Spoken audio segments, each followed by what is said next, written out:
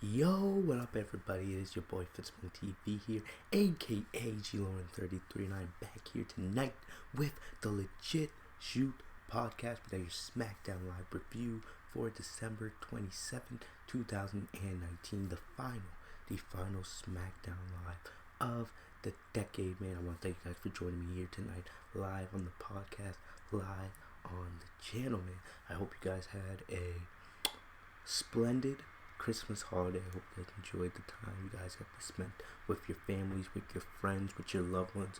Hope you guys had some great memories, had some great times enjoying the holidays. Alright, this is the Legit Shoot podcast, your final Smackdown live review of the decade, the final Smackdown live review of 2019. And I'm gonna be honest with you guys know I'm always brutally honest, and this show wasn't it. This show was not it tonight. SmackDown Live was bad tonight. This was a very disappointing show tonight. Alright. You think this being the final show of the decade, the final show of the year, they would go out with a bang.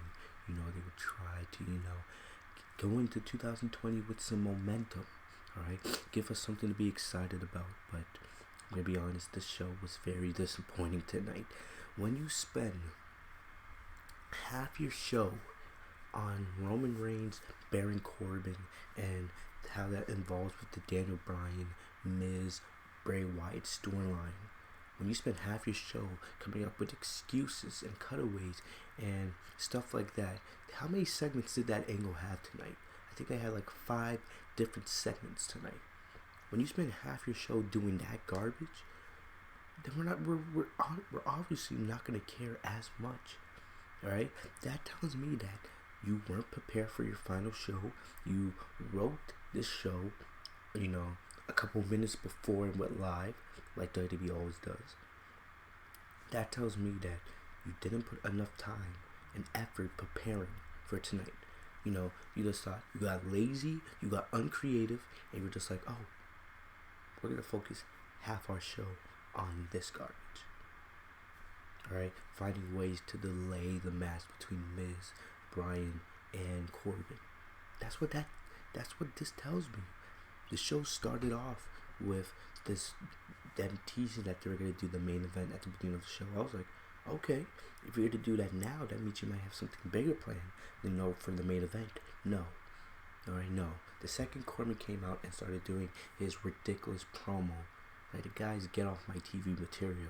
Alright, it's ridiculous how far he's fallen after winning, King of the Ring. And I'm gonna be honest with you guys, Baron Corbin winning King of the Ring and the way he's been booked and the way he's acting on WWE TV has made the King of the Ring tournament look so much more unimportant. I'm just being honest with you guys. It's really been an injustice to what the King of the Ring tournament is supposed to represent. And I'm sorry, I'm just being honest with you guys. You guys know I'm honest on this podcast. But this was a disappointing show. You started off with that Baron Corbin garbage at the beginning of the show. Then you tried to do Daniel Bryan versus The Miz at the 9 o'clock hour, the middle of the show. And then you delayed that. And then just so you could do the match again 30 minutes later in the main event. What was the point? If you were always planning on having Daniel Bryan, The Miz, and Corbin being your main event for tonight's show, why didn't you do it from the start? Why did you have to keep delaying it? You teased at the beginning, the middle, and the end, and all in between. That just tells me that you weren't prepared tonight. You were not prepared for SmackDown tonight. And, you just wrote the show on a whim. This was a very disappointing show tonight. Outside of, seeing the GOAT Sasha Banks in action, there was not much that happened on this show. Not much that I enjoyed, to be honest with you guys. This was a disappointing way to end Monday Night Raw. This was a disappointing way to end 2019 for SmackDown. I'm not surprised it's WWE. They always find a way to disappoint us. But we're going to go over the show right here on the Legit Shoot podcast. I'm hoping not to have a 1 hour review tonight. I don't think this show will be that long. But you guys know, once I get going, I can go off for a while. So we'll see. But yeah, this is your SmackDown Live review. I want to thank you guys for joining me once again. We're going to go over SmackDown. A couple quick announcements real quick. Sometime next week, alright? Sometime next week, I'm going to have a special podcast. A special edition of the Legit Shoot podcast. I haven't decided when I'm going to do it. I'm considering doing it on Sunday. You know, I have a lot planned for basic outlook for the channel. No matter if you guys are wrestling fans or not. Tomorrow, Saturday, alright, you guys should be watching this either Friday night or Saturday morning. On Saturday, I have my Hero Academia Season 4 reaction that will be up on the channel. Sunday, I have a special anime podcast video that's going up. I might also have another Dragon Ball video, depending on how the day goes. Monday, we have Monday Night Raw. Tuesday, Black Clover. So, I don't know. I'm trying to figure out when I'm going to do this. Because, you know, I don't want to post too many videos, you know, in one day. Or, you know, I'm trying to give you guys daily uploads. At least give you guys one video a day. Especially since I'm not in school at the moment. So I have more time on my hands.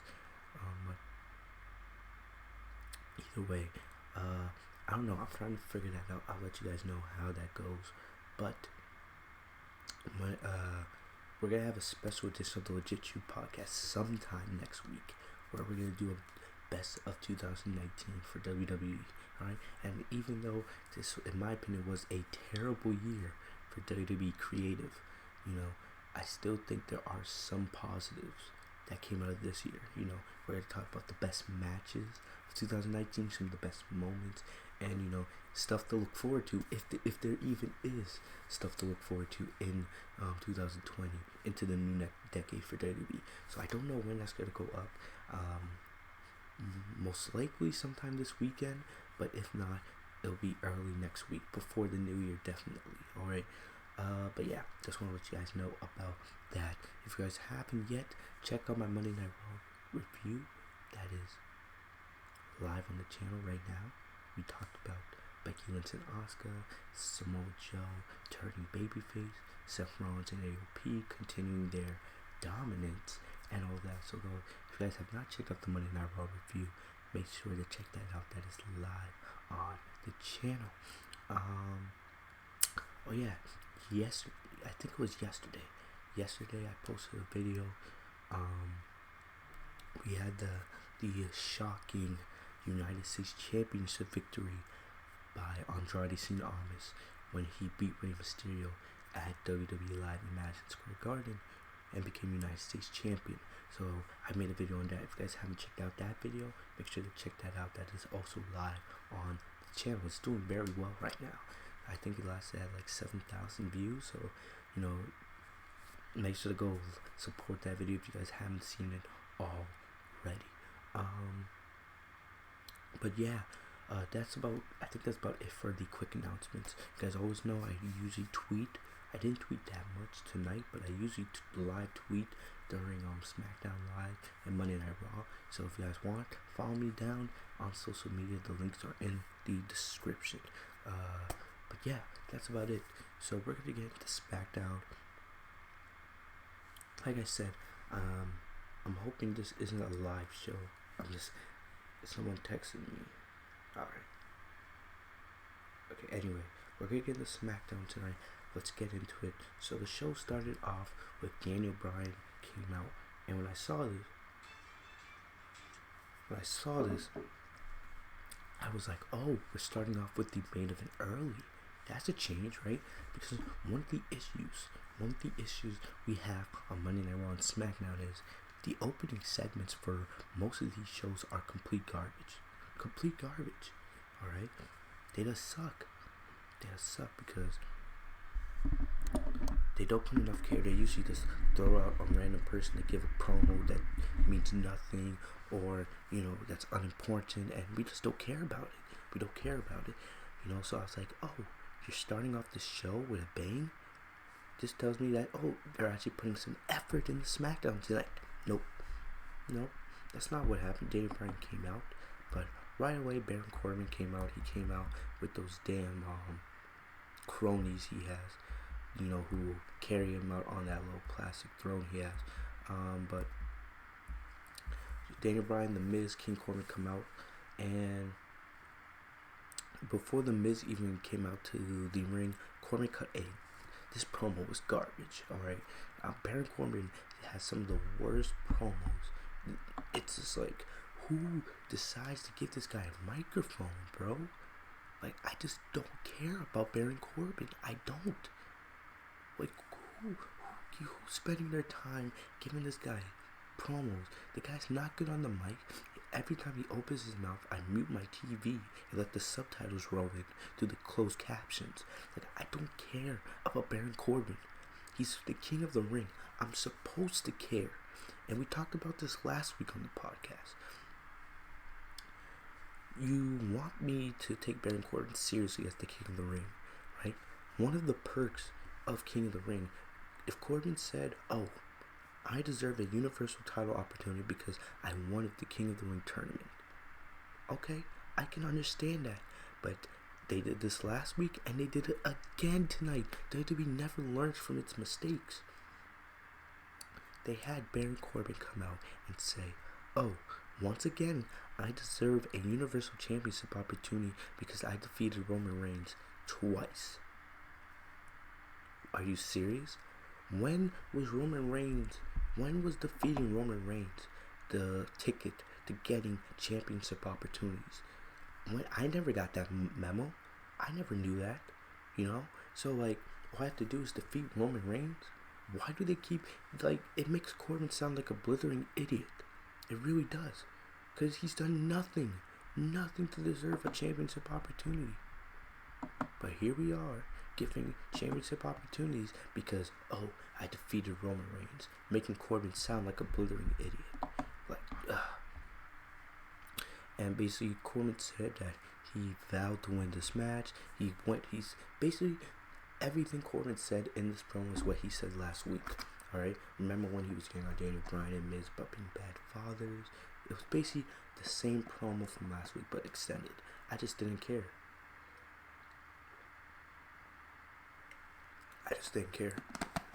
But before, as Baron Corbin comes out down to the ring, Roman Reigns' music hits the PI system, and basically the cronies, they knocked Corbin down because they were scared of Roman. I don't know. All right, they were scared of Roman, and basically Roman took the cronies ran out of the arena. And then Roman started laying the smackdown on Corbin. Started, knocking him with left and right, hit him with a Superman punch. And it looked like he was going to hit him with a spear, but Corbin escaped through the crowd right beforehand. So, Michael Cole on commentary questioned what this would mean for the triple threat match that was announced. So, this was garbage. We come back from break, and basically we see and there's this jobber. I understand this. We don't have any authority figures on WWE TV these days, which I appreciate. We don't have no Kurt Angles. We don't have Baron Corbin as the constable. We don't have Triple H. Triple H is down to NXT. Even though Triple H is there almost every single week, we don't have, authority figures. We don't have Triple H. We don't have Stephanie. Shane McMahon isn't there. Even though I've been reading reports that Shane McMahon has been at TV tapings as of late. But like I said, Shane McMahon should not be on WWE TV anytime soon. Maybe a couple years down the line. But no, after what they did with Shane McMahon earlier this year, absolutely not. No, Shane McMahon was easily one of the worst things on WWE TV this year. I'm just being honest.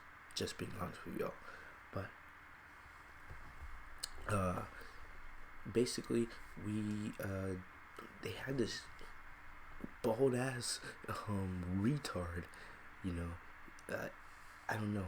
Corbin was talking and yelling at him backstage. Are you the authority of this show? Are you the one running things down here? I think the way WWE does it is they say that USA and Fox kind of run the show in a way. I don't know. Doesn't make any sense. But they had this bald ass motherfucker, talking to Corbin backstage, And then we come back from break, and it's announced that Corbin refuses to compete because of the Roman Reigns situation. So they announced at the 9 o'clock hour we will be getting Daniel Bryan versus The Miz 1-on-1. And I'm like, oh yes, you take King Corbin out of the equation, amen. But I knew that was not going to be the case, because this was announced for the 9 o'clock hour, not for the main event. Alright. Oh, excuse me. Next up, we had The New Day and Braun Strowman versus Sami Zayn, Cesaro, and Shinsuke Nakamura. This was a good match. It wasn't like anything to behold, but this was a okay tag team match. I said this on the podcast last week. I knew we were going to get this match this week. After last week, we saw, New Day defeat Cesaro and Shinsuke Nakamura again. We knew that this match was going to happen because they attacked the New Day after the match. Strowman got involved, and I knew this was going to set up. JW, it's so simple to see where WWE's going to go with situations, because they're uncreative. They're always pulling the same old ridiculous methods. They're always doing that. I don't understand why. But this was a 6-man tag team match. I'm really tired of 6-man tags. Even though this match was fun in its own way, I'm really tired of 6-man tags. And I'll say this: it was good to see Sami Zayn back in action. All right, we haven't seen Sami Zayn compete on WWE TV in months since he became Nakamura's mouthpiece. But it was good to see Sami Zayn back in the ring tonight. I would have liked to see him a little more involved in the match, but it is what it is. I'm not going to complain, too much. Plus, Sami Zayn hasn't won a match all year on WWE TV, alright? Or I don't even think he's won a match at all on house shows or TV. So, poor Sami Zayn. But basically, this was a fun match. Cesaro hit a uppercut on Kingston that sent him to the announce table. As we went to commercial, we came back. The heels, Nakamura, Cesaro, and Zayn, were in control, and they were just beating down on Kofi, isolating him from his partners. Nakamura got attacked from Cesaro, and then he did an abdominal stretch to Kingston, then taunted the New Day and Strowman. Then Kingston hit Nakamura with the SOS, and this was a lot. But we thought this was going to allow Kingston to get to his corner. Cesaro and Zayn prevented that from happening. But then Kingston made the hot tag to Strowman, which got the crowd back into the match. Strowman explodes doing his normal stick. Strowman doesn't really do anything. Strowman does the same old gimmick every time he's in the ring. I wish, one thing that would get me to care more about Strowman is if he actually tried to, develop some new moves. I don't care if you're a big man, alright? Just because you're a big man doesn't mean you need to do the same old stupid moves every single week. I'm sorry, I'm just being honest. Alright? He does the same moveset every single match. One thing that I love about Sasha Banks and Kofi Kingston is they come out with new moves. They're adding new stuff to their arsenal, stuff to make you go like, wow, they actually care about their job. They actually want to grow and become better as performers. Why does Strowman do the same old stick every single week? It's one of the reasons why I don't care about him. It's like he's just going through the motions. That's not going to make me care about you. I'm sorry. I'm looking for you to do new stuff in the ring. I understand, maybe, yeah, it's a TV show match, but still, you don't have to do the same old thing every single match. He comes in, he does his shoulder tackles, he does his running clothesline on the apron, and then he does his around the wing, and then he does his normal around the ring, and then he went around the ring, and he was going after Sami Zayn, and Nakamura hit him with a knee. Then Cesaro hit Strowman with an uppercut. Big E dropped Cesaro at ringside, and then the official got distracted, so Sami Zayn threw in a pancake pan like those little pants that the New Day always come out with to the ring. So he threw a pan into the ring, and he took the pan, Sammy, and he gave it to Nakamura. Nakamura was about to use the pan on Strowman. Kingston saw this. Kofi takes the pan and then hits Nakamura when the ref doesn't see. This allows Strowman to hit the running power slam on Nakamura to get his team the victory. 1, 2, 3. So not a bad match, but this definitely sets up for Strowman, because Strowman pinned the Intercontinental Champion tonight. So this will definitely set up for a Strowman Nakamura match down the line. I would guess, the Royal Rumble, but in my opinion, do it before the Rumble, because I believe Nakamura and Strowman will both be in the Royal Rumble. So it would kind of be dumb to have them have a match and then be in the Rumble later on in the night. What I would do is go on one of your shows before the Rumble, do Strowman and Shinsuke Nakamura. Say, oh, we're doing an Intercontinental Championship match, and make it feel important. Give me a reason to want to watch your show. All right, I'm not gonna sit here and say I'm super excited for Strowman and Nakamura, but still, you guys get where I'm coming from here. Give me a reason to want to watch the show. All right, make the show feel important, because most of these shows do not feel important. In 2020, into this next decade, WWE needs to make Raw and SmackDown feel more important. Alright, this is my opinion on that. So, next up, we had Carmella versus Mandy Rose. Alright, so this was, I'm going to say this. I don't hate Carmella. I think Carmella is okay in the ring. She's not anything, perfect. She's not anything that's going to get me to jump out of her seat, but I respect Carmella's in-ring ability. I do. Alright? I think what they're doing with Carmella, they could be potentially building her up for a SmackDown Women's Championship opportunity against Bayley down the line, and this is the way you build up contenders. One problem I have a lot with WWE is they don't know how to build up contenders. They don't. They just do a random triple threat or a gauntlet or something like that to get, the rush, the finding them on contender. No.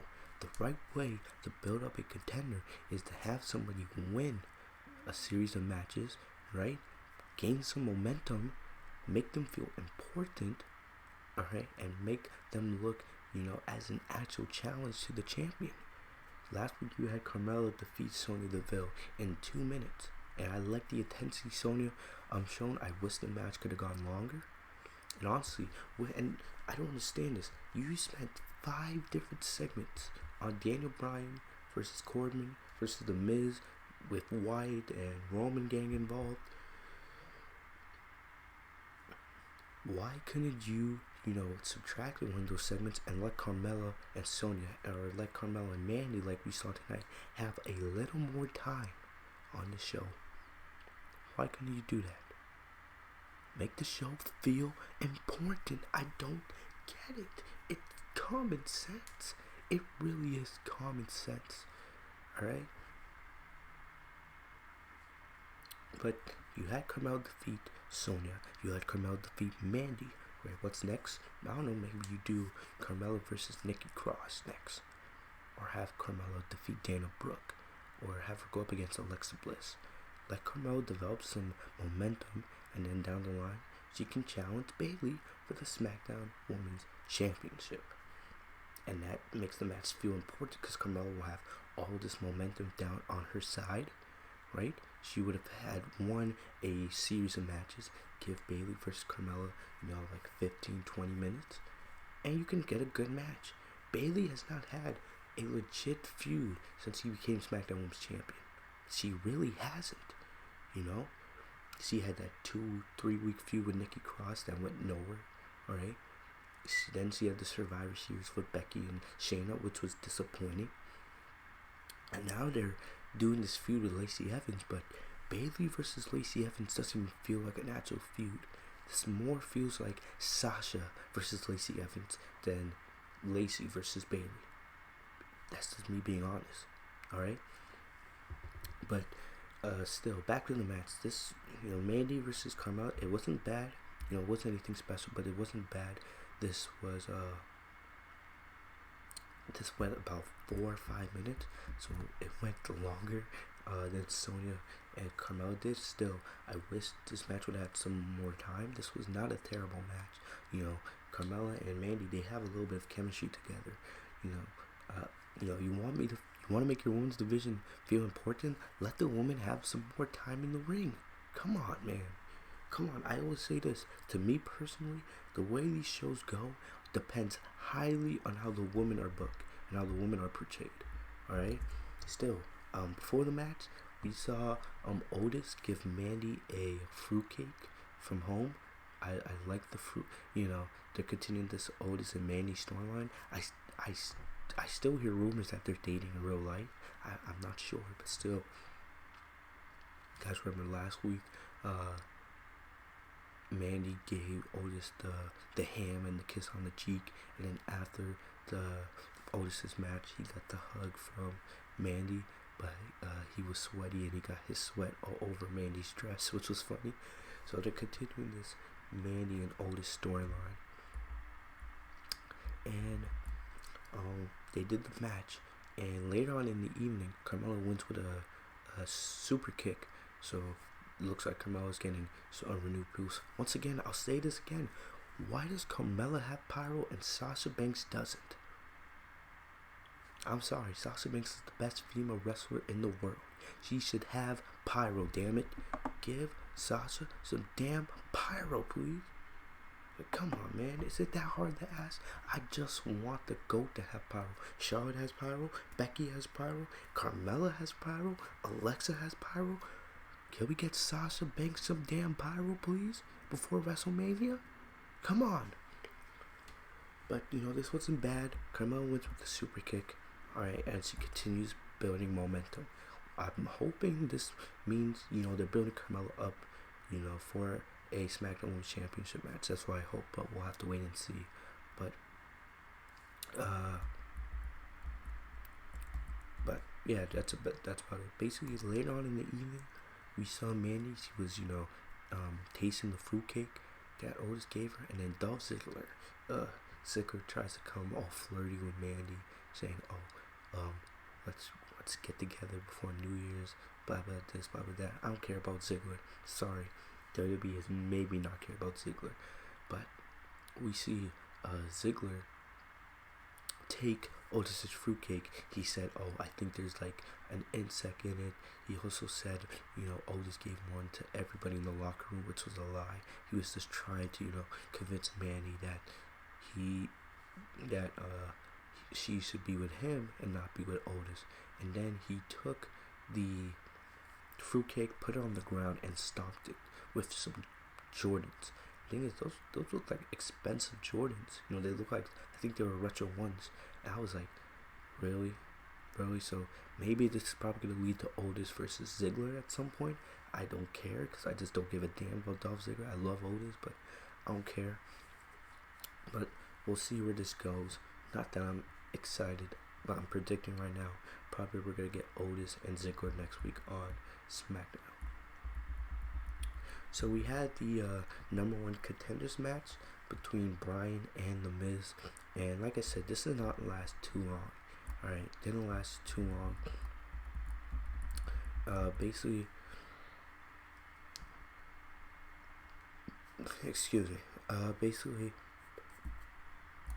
we had the match, and midway through the match, we had Corbin's security, or his cronies. They interfered in the match. They got involved, and they beat down Bryan and Miz. This caused a double disqualification.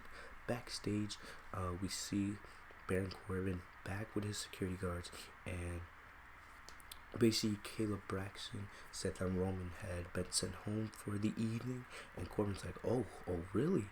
I guess that now that I don't have to worry about Roman, let's continue this. I think I'm ready to compete. So basically Bryan and Miz did not like this. They went backstage. They started beating down on Corbin's security guards, and Corbin ran away like the little heel he is, the little snake. And then Miz and Bryan went after him. We go to commercial. We come back, and it is revealed that once again, like I said earlier, we would be getting in the main event. We went right back to square one. So everything they did, from the beginning of the show to the middle of the show, just led us back to square one. It just tells me once again that WWE has no creativity. No creativity. They did all this just to lead to us getting the main event that we knew we were getting. They just did it just to delay it. I don't know. But this led to, once again, us getting the main event of Corbin, Miz, and Bryan in the triple threat #1 contenders match for Bray Wyatt's Universal Championship.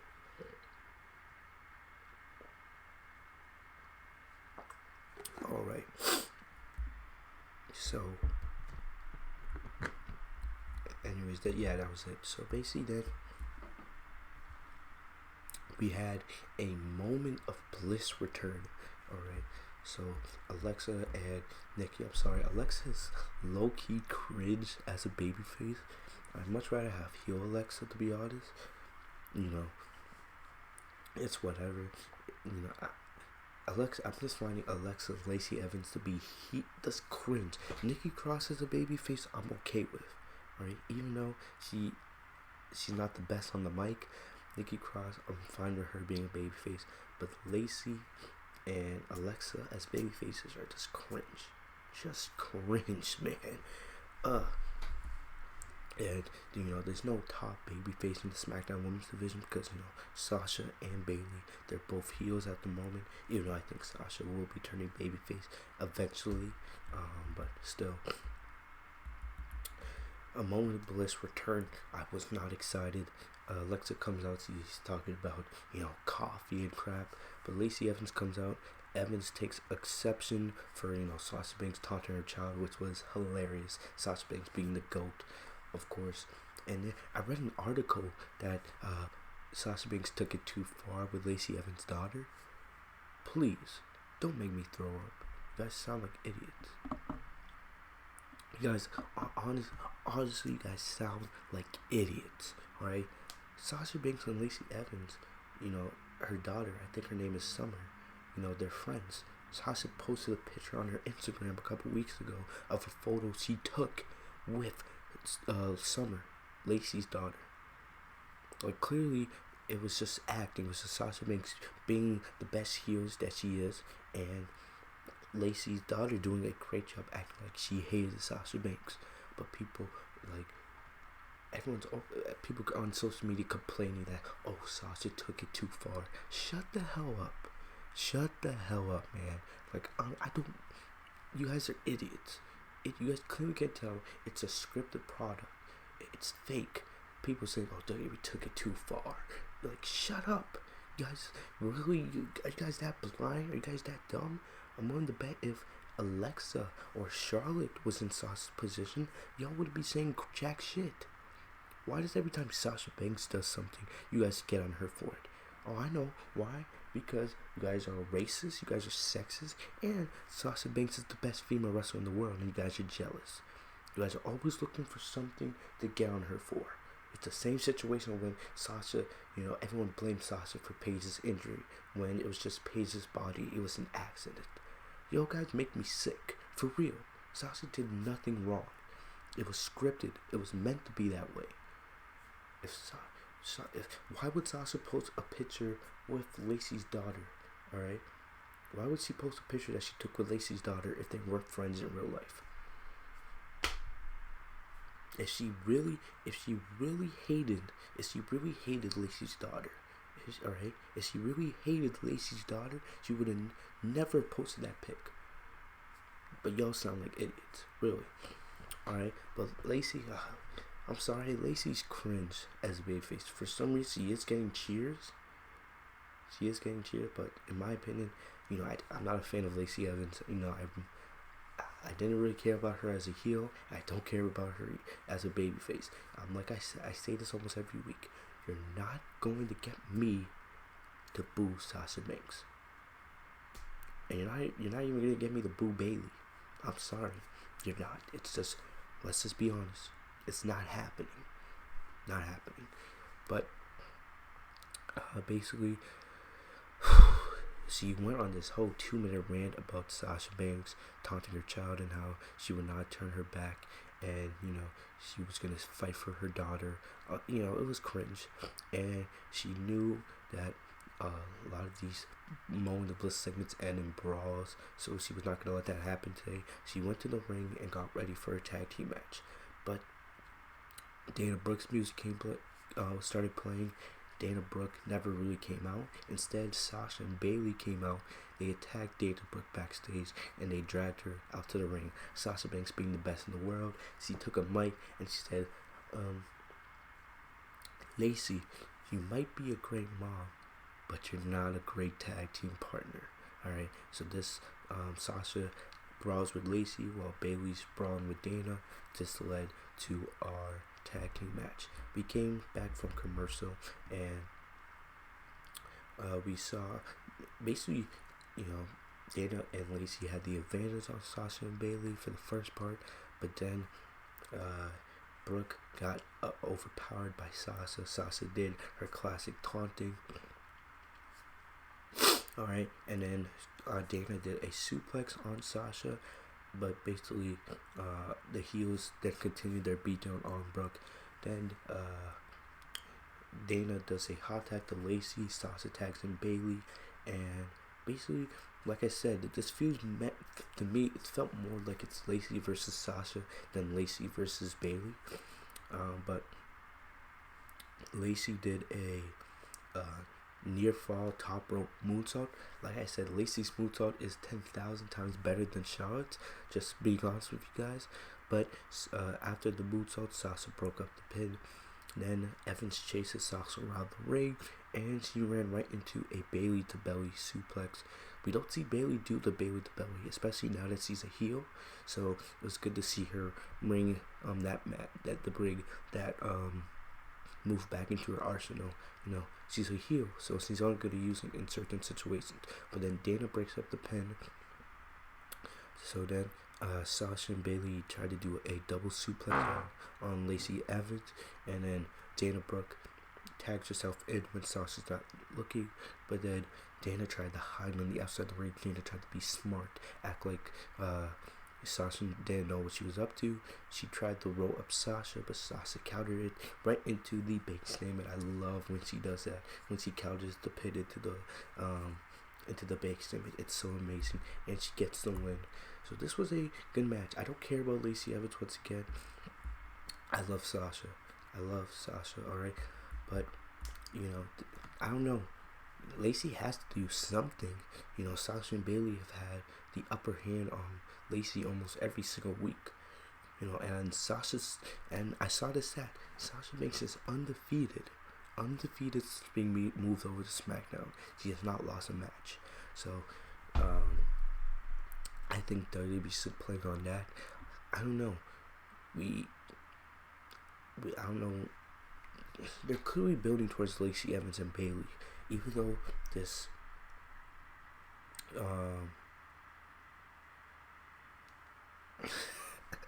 I'm just laughing, man. Dana Brooke is so bad, but I'm just trying to think, how do we get to Lacey Evans and Bailey? They're definitely building towards a match. I don't see Lacey beating Bailey. I can definitely see Sasha getting involved. That leads to Bailey getting the win, but still, how we get there? I honestly thought that Lacey would pin Bailey in the match tonight, and then WWE would say, "Oh, all right, Bailey got pinned by Lacey. Lacey pinned the SmackDown Women's Champion, so that would lead to her getting championship match at the Rumble." Clearly not. So I don't know. I don't know what we're doing here. At this point, I think WWE might just we still have like another 4 weeks till the Rumble actually happens. So I don't know, but we're gonna get Bailey versus Lacey at some point. Like I said, I would do a big show before the Rumble where I would do Strowman versus Nakamura for the Intercontinental Championship. do Bailey versus Lacey for the SmackDown Women's Champion, so you don't have those storylines going into the Rumble. You know what I mean? So then you could spend more time at the Rumble focusing on the matches that matter. Because in the grand scheme of things, Bailey versus Lacey Evans doesn't really matter. I say this every week. The storyline all needs to lead to eventually Bailey turning on Sasha Banks, turning Sasha back into a babyface. Alright? Turning Sasha into the top babyface in the entire women's division. Sasha either winning the Rumble or them winning the tag team champions or something like that. And then Bailey turns on Sasha, leading to Bailey versus Lacey, or no, Bailey versus Sasha, main eventing WrestleMania. That's what I think you should be doing, in my opinion. Alright? But still, this was not a bad match. I don't know how we're going to get to Lacey versus Bailey. At this point, I would just have Lacey challenge Bailey to a match. Alright, sometime in the next couple weeks.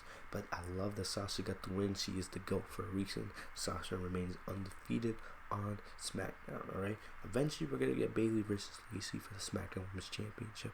I just do not know when. At this point. But we'll get there when we get there. So, basically the last thing before we get out of here, the number one contenders match, Daniel Bryan versus The Miz versus King Corbin. I'm not gonna lie, this was a good match. I didn't watch parts of it, but the parts I did, this was a good match, right? Miz and Daniel Bryan have fantastic chemistry. You know, they've been battling out against one another for over 10 years. You know, they have some really good chemistry in the ring. Alright, and Baron Corbin's an underrated performer. It's that Corbin's character is so bad. I just don't care about Corbin's character so much that it just didn't matter to me. But Corbin dominated most of this match. You know, he took out the baby faces. Daniel Bryan did a comeback on Baron Corbin. Corbin answered with a deep six to The Miz. Then Daniel Bryan and The Miz were going at it. Corbin got back into the match. Corbin hit a end of days. He hit the end of days on Miz for a close 2 count. Bryan broke it up. Then we see Bryan hit a running knee, you know. But then Dolph Ziggler, of course, got involved. He hit a super kick on Bryan. But right as it looked like Corbin was going to get the win, we see Roman Reigns. Reigns comes out of nowhere and he attacks Corbin. This would lead to Corbin and Roman brawling out of the arena. And basically that taking Corbin out of the match, it basically turned back into a one-on-one between The Miz and Bryan. So the last part of this match was just Bryan and Miz going at it, and I liked it. I loved it. Alright, like I said, these two have fantastic chemistry with one another. Bryan did the yes kicks when Miz fought out of that. Miz hit a skull crushing finale, and then he transitioned from the skull crushing finale into a figure 4 leg lock, but Bryan fought out of it, and then he hit the lapel lock on Miz, or the yes lock, whatever you want to call it. Miz taps out, and that gets his rematch with Bray Wyatt at the Royal Rumble. So Daniel Bryan versus The Fiend. We knew the rematch was going to happen. It was just going to be interesting to see if it was going to be like a triple threat with The Miz involved or not. But yes, now it's confirmed. Miz is not in the picture. Bryan, The Fiend at the Royal Rumble for the Universal Championship. Fiend came on the Titantron afterwards via the Firefly Funhouse. Mr. Rogers, Bray Wyatt, makes an appearance, and he said, yes, I'm so proud of you, Daniel Bryan.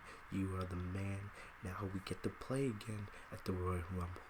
But he also said that The Fiend is not done with you. He always remembers. But he kept asking you, Daniel, do you have what it takes to let him in? Right? So it's going to be interesting to see what's next for Bryan and The Fiend. what else can they do with the storyline going to the Rumble. I'm excited for it. I definitely care way more about the rematch now that there's more story to it. But it's gonna be interesting to see. I don't know. I know the Bella Twins are retired, but I think you could do something similar to what you did with The Miz. Hey, Daniel has a daughter, Birdie B, right? And I think Birdie B is like 4 or 5 years old now. So I don't know. Maybe you get her involved. The Bella, you get Brie Bella, you get Birdie involved, and maybe you can do something similar to what you did with Miz and his kids. I don't know, but I'm just giving WWE options. I definitely care way more about the rematch now. I still see, as much as I would like to see Bryan beat the Fiend, I know the Fiend's not gonna lose. At least not until WrestleMania, where it's coming, guys. Watch, Roman's gonna win the Rumble, and we're gonna get Roman versus the Fiend at WrestleMania, which I'm not excited about at all. But still, I think that's where they're going. But still, I definitely am excited for this rematch between Daniel Bryan and the Fiend at the Rumble for the Universal Championship. But other than that, this was a disappointing SmackDown. Like I said, that's about it, guys. This was very disappointing. Outside of the actual triple threat match and the Sasha Banks and Bayley tag team match, this was a disappointing SmackDown for me. I didn't really enjoy it. I think they spent way too much time, showing their uncreative side with the whole Roman, Fiend, Miz, Corbin, Bryan situation. Just doing 4 different segments on that alone. Like, you could have gave Carmella and Mandy Rose some more time. You could have had some other stuff go on in the show and make it feel more important. It just didn't feel important to me. I'm sorry. You spent way too much time on that one angle. Just to lead us back to square one. Leading us to where we all thought the match was going to be at the beginning of the night. It made no sense to me. But still, that's about all I got for you guys today. I want to thank you guys once again for joining me on the Legit Shoot Podcast SmackDown Live Review. As always, you guys know I got you guys each and every single week. Alright? It was a disappointing end to 2019 for SmackDown, but, it is what it is. I want to thank you guys really quickly. It's been an interesting year, right? In two separate instances, I almost lost this channel. You guys, I got in copyright trouble earlier this year, and then last month in November, you guys know I got hacked, and it took me a lot to get this channel back, but everything's good with the channel. I'm glad that we're back. Everything's set in stone. We're not in copyright trouble. Everything's going well right now with Fitzmonk TV, and I want to thank you guys for all your love and support of this podcast, of this channel. No matter if you guys are wrestling fans, no matter if you guys are anime fans, no matter where you guys come from, I want to thank you guys for all the love and support you guys give me. I'm going to continue going into 2020 and into the next decade. We're going to continue growing what we have here in Fitzmonk TV. We're going to continue growing this channel, continue growing our empire, man, and hopefully 2020, I have big things planned. I'm hoping for some huge growth, some huge strides, and I hope you guys join me along the way. Once again, guys, I want to thank you guys for joining me here on the Legit Shoot Podcast. Like I said, next week or sometime, either this weekend or very early next week, I'm going to have that special Best of 2019 WWE podcast out. I haven't figured out when I'm going to do it. Most likely, by the end of the weekend, but if not, it'll be sometime next week. So make sure you guys are on the lookout for that. Alright, as always, make sure to follow me on social media. Alright, the links are in the description down below. Alright, I love interacting with you guys down on social media. So make sure you guys are following me down there if you guys haven't already. If you guys are new to the channel, make sure to like, comment, subscribe, enable notifications by clicking the bell next to my name, Fitzmonk TV, so you guys are notified every time I post a new video. I'm gonna get out of here real quick. I got family sleeping, so I don't want to get too loud, but I hope you guys have a great day. Happy holidays, happy new year, depending on when you guys are watching this. I'll see you guys on Monday for the Monday Night Raw review. I'll see you guys later. Have a great day, guys. Thank you guys for everything. Peace.